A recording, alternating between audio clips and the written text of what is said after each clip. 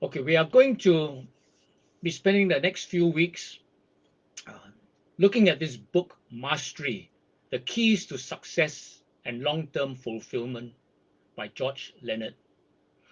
Who is George Leonard? George Burr Leonard was born in 1923. He is an American author of 12 books, an editor, and an educator with a PhD in humanities. He was a United States Army Air Corps pilot and held a fifth degree black belt in Aikido. And he died at age 86 in 2010. The book Mastery is in three parts. First part is the master's journey. The second part talks about the five master keys. And the third part talks about tools for mastery. Today, I just want to introduce some thoughts on mastery. What is mastery? You embark on the master's journey when you decide to learn a new skill. Maybe you want to learn a new sport, a new language, or simply how to cook, like many of us did during the pandemic. The master is anyone who is willing to get on the path and stay on it. It involves anyone who adopts the goalless process. Mastery is available to anyone who is willing to get on the path and stay on it, regardless of age, sex, or previous experience. George Len illustrates this from our beginnings as a baby. Start with something simple as a baby. Try touching your forehead with your hand. Now, as a baby, first you had to learn to control the movements of your hands and somehow get them to move where you want them to. You had to develop some kind of a kinesthetic image of your body so that you could know the relationship between your forehead and other parts of your body. You had to learn how to match this image with a visual image of an adult's body. You had to learn how to mimic your mother's actions. It's actually momentous stuff, make no mistake about it. And we haven't yet considered the matter of language learning to decode sounds shaped as words and to match them to our own action, because mother is saying, giving instructions at the same time. Only after all this could you play the learning game that parents everywhere play with their children. Where's your nose? Where are your ears? Where's your forehead? As with all significant learning, this learning was measured not in a straight line, but in stages, brief spurts of progress separated by periods during which you seem to be getting nowhere. Still, you learned an essential skill. What's more important, you learned about learning. You started with something difficult and made it easy and pleasurable through instruction and practice. You took a master's journey. And if you could learn to touch your forehead, you can learn to play a Beethoven sonata or fly a jet plane, to be a better manager, or to improve your relationships. This is the path of mastery. It's always difficult when you begin something new.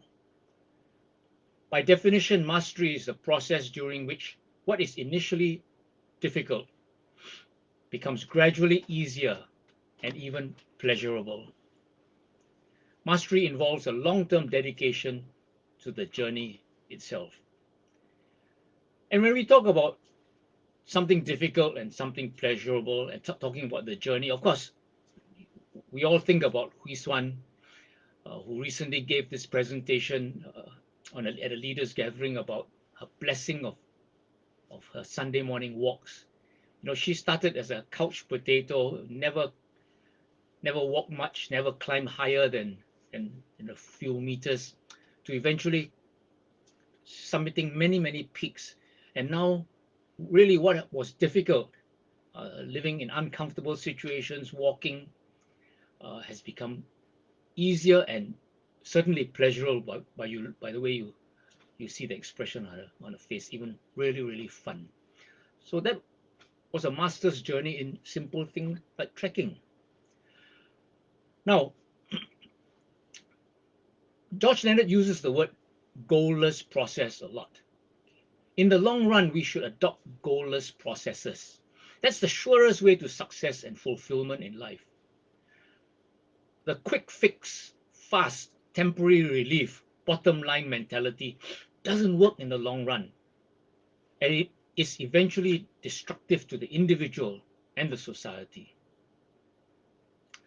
This blogger Citraka Ratsimba talks about the microwave mentality, a quick fix mentality and fast results that dictate our society, as if there's an anti-mastery conspiracy. The anti-mastery mentality is focused on quick fixes, heart surgery rather than diet and exercise, lottery tickets rather than saving for retirement. In business, some people can make a lot of money in a short amount of time. For example, corporate raiders, finance whiz kids, tech startups. But often there's very little value created for others or for the national economy. The individual gets rich, but the world doesn't get much better. Is this really a better path than the one of the craftsman, someone who slowly and methodically improves, contributes something useful and valuable to society, and makes enough money in the process, perhaps despite not getting rich? It's not easy to stay on the path of mastery. We've been bamboozled with false ideas, promises of instant gratification, effortless success, and temporary relief. That's all wrong. We need a paradigm shift. Mastery highlights that change only occurs with incremental long-term progress. When we start our journey to mastery, we first need to get rid of those lies. Take learning how to play tennis. You're a complete beginner. Let's say you want to practice tennis and learn the fundamentals. Or today, the latest game is pickleball. Okay, so you step into the path to mastery, and any progress is slow, and you start with baby steps. At one point or another, you may find yourself becoming impatient. You care more about the immediate results than the process. You notice that you didn't get the results as fast as you expected. Days and weeks pass without any significant quantum leaps. You feel no progress at all. There you are on that damn plateau. You tell yourself that you're already too old and should have started earlier. Your hope for quick rewards vanish. It's even possible that you start to doubt yourself. You want to drop tennis or pickleball and start looking for another easier sport. There are different phases in a learning process.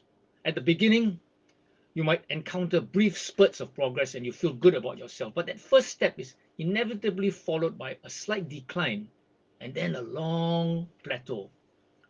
Over time, the plateau gets higher and higher as it gets higher and higher. The secret is to discipline yourself to stay on that plateau and practice regularly until another spurt of progress occurs. So this is what happens. You progress, then you go on a plateau, then you progress, and then you go on a plateau, and the plateaus get higher and higher. But we can't stand the plateau. To take the master's journey, you have to practice diligently, striving to hone your skills to attain new levels of competence. Practice your newly learned movement until you get it into your muscle memory.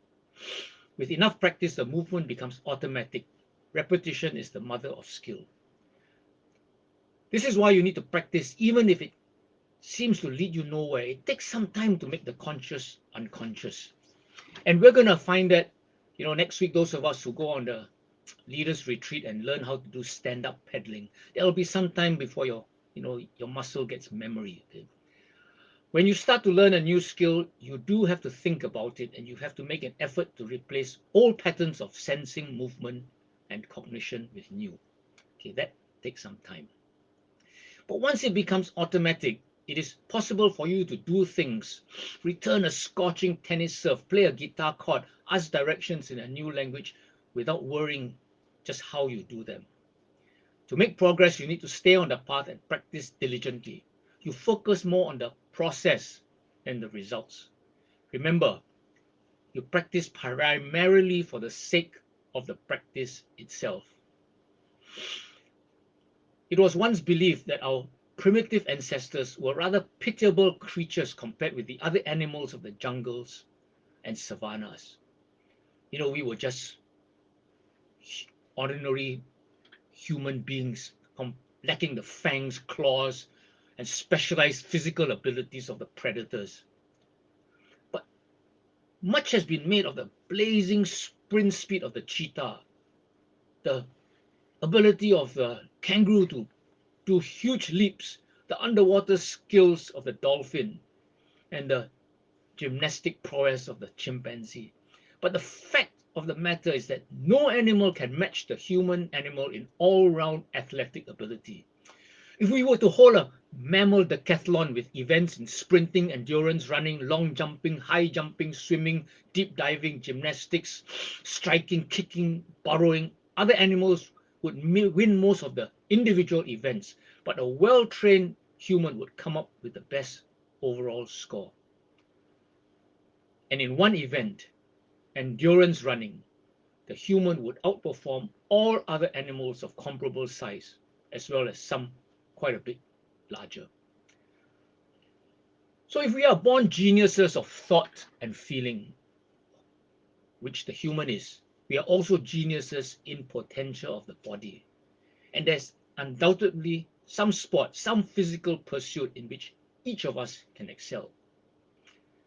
But genius, no matter how bright, will come to nothing or swiftly burn out if you don't choose the master's journey.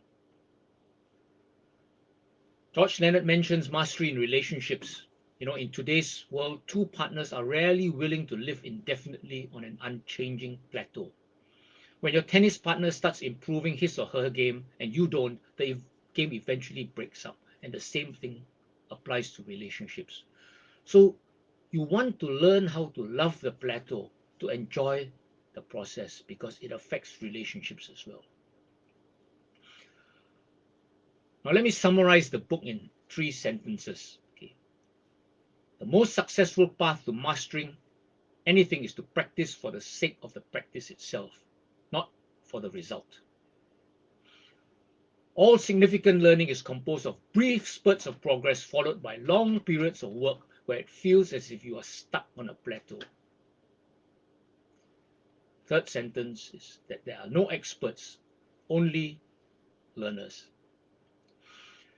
And I want to just summarize mastery. With the definition of mastery, it is the mysterious process during which what is at first difficult becomes progressively easier and more pleasurable through practice. Remember, pleasurable through practice. If there's any sure route to success and fulfillment in life, it is to be found in the long-term, essentially goalless process of mastery. Start with something simple. All significant learning is composed of brief spurts of progress followed by long periods of work where it feels as if you're going nowhere. Okay, that's normal. So that's just an introduction to mastery. Okay, and we're going to look into more depth into the book next week.